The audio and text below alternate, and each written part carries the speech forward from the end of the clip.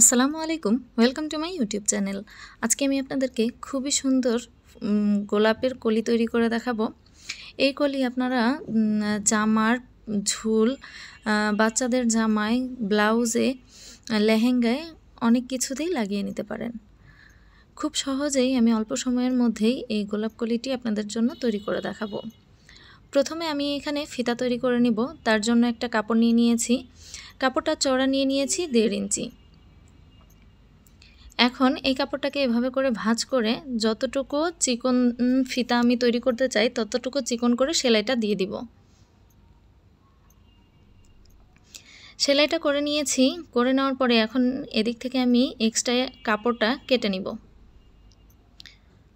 2 সুতা পরিমাণ কাপড় আমি কেটে নিয়েছি। তারপরে একটা বড় সুই নিয়ে নিব। এই সুইটা দিয়ে আমি প্রথমে একটা সাইড এভাবে করে সেলাই করে নিব।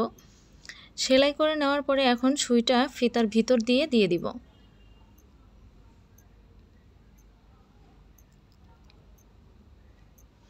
সুইটা অন্য সাইড দিয়ে বের করে নেওয়ার পরে তারপরে আমি আস্তে আস্তে করে এভাবে করে একটু টান দিব। তারপরে দেখতে পারবো যে ফিতাটা এভাবে করে ভেতরের দিকে চলে গেছে।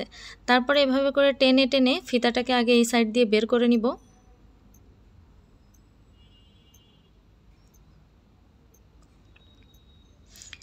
ফিতাটা এভাবে বের করে নিব। এভাবে করে আস্তে আস্তে টান দিলেই কিন্তু ফিতাটা সুন্দরভাবে বেরিয়ে আসবে।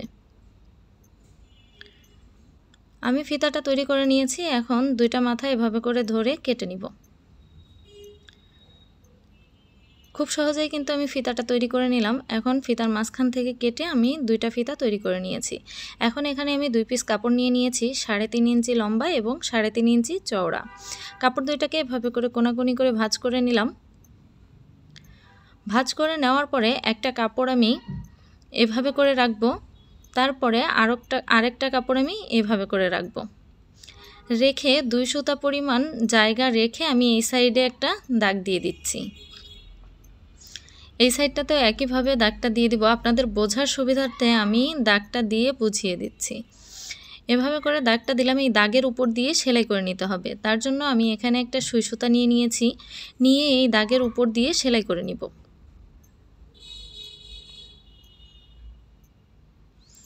ভিডিওটা ভালো লাগলে লাইক করবেন, কমেন্ট করে জানাবেন কেমন লাগলো এবং আমার চ্যানেলটা সাবস্ক্রাইব করে পাশের বেল আইকনটি অল ক্লিক করে রাখবেন, যাতে আমি কোনো নতুন ভিডিও ছাড়ার সাথে সাথে নোটিফিকেশনটি আপনাদের কাছে পৌঁছে যায়।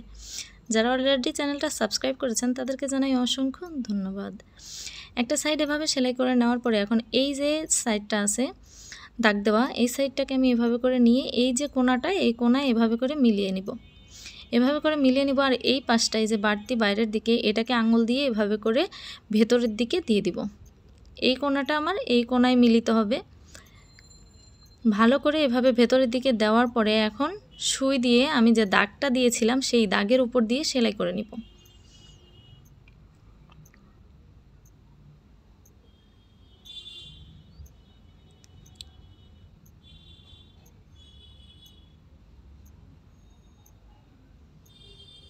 সেলাইটা করে নিয়েছি পুরোটাতেই কিন্তু আমি এভাবে করে সেলাই করে নিলাম। এখন ফিতাটা নিয়ে নিচ্ছি। ফিতাটা নিয়ে উপরের দিকে আমি এভাবে করে একটু ফাঁকা করে নিব।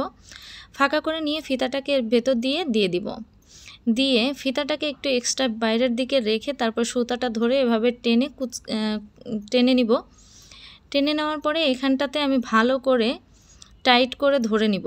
ধরে নেওয়ার পরে সমান সব সাইডে সমান করে ধরে তারপরে সুতাটা দিয়ে এভাবে পেঁচিয়ে নিব।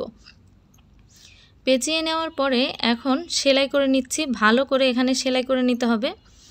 সেলাই করে নেওয়ার পরে এখন সাইড দিয়ে যে এক্সট্রা কাপড়টা আছে আমি একটু একটু করে এভাবে করে কেটে নিচ্ছি।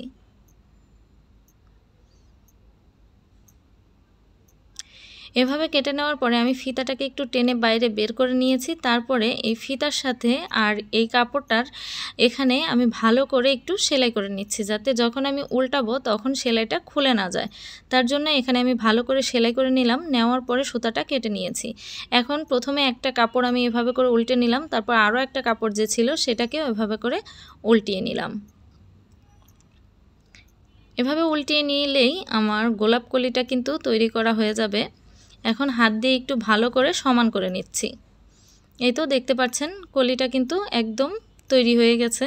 এভাবে করে আমি আরও একটা তৈরি করে নিয়েছি, দেখতে পাচ্ছেন কতটা সুন্দর লাগছে। আজকের ভিডিওটা আপনাদের কাছে কেমন লেগেছে আমাকে কমেন্ট করে জানাতে ভুলবেন না। আজকের মতো বিদায় নিচ্ছি, আবার আসবো নতুন কোনো ভিডিওতে নতুন কোনো ডিজাইন নিয়ে। আপনারা সবাই ভালো থাকবেন, সুস্থ থাকবেন। আসসালামু আলাইকুম, আল্লাহ হাফেজ।